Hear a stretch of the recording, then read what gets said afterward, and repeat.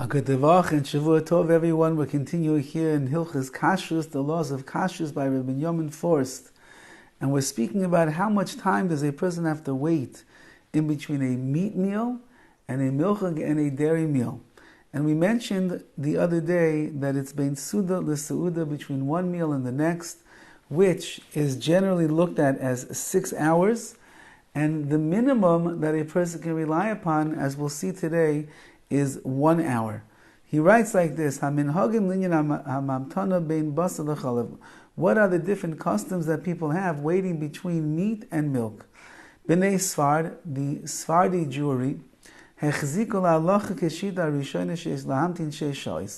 they hold that the halacha lemaisa, which means the letter of the law, is that you have to wait 6 hours from the time that you finish eating your meat meal until the time that you'll be allowed to eat your milk meal. Ubnei Ashkenaz, the people of Ashkenazi descent,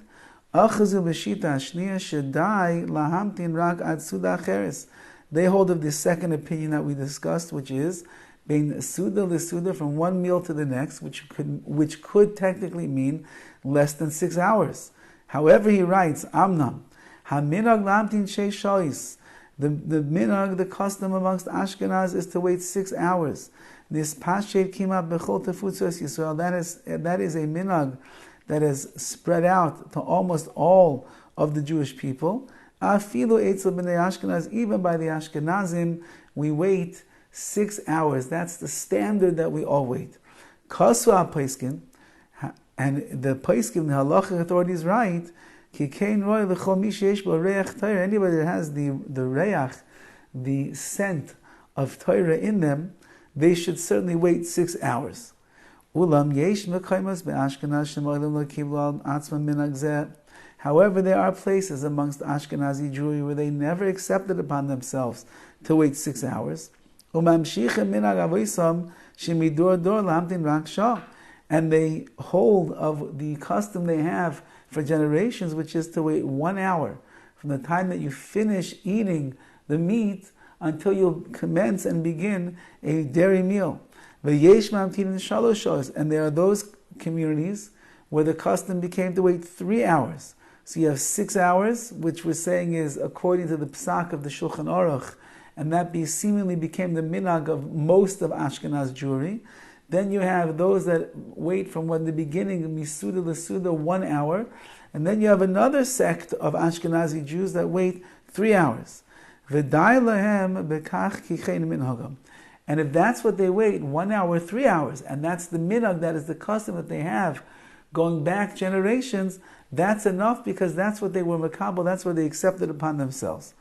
However, if you have a person of Ashkenazi descent, and the minhag of his family is to wait 6 hours, God forbid that he should change his custom and wait less than 6 hours, which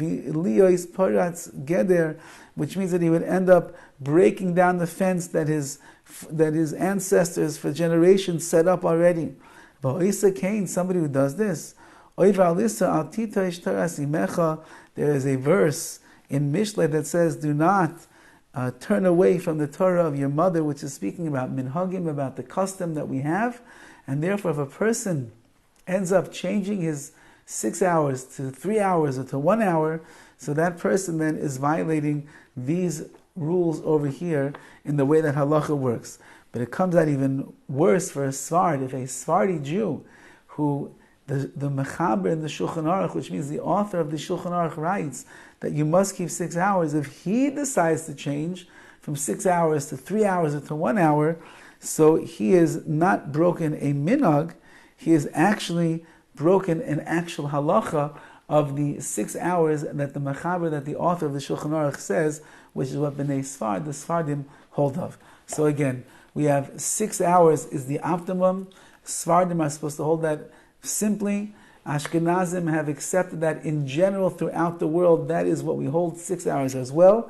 You have certain communities that accepted upon themselves many, many generations ago either 3 hours or 1 hour, and therefore if that is the minhag, that is the custom of your family, you can do that as well. But if you are Ashkenaz and your custom has always been in your family to keep 6 hours, over there then a person should not change to go down to 3 hours or to 1 hour. That would already be a violation of veering from the path of the minhag, of the customs of your mother, your father, and your great ancestors that preceded you. Have a wonderful day.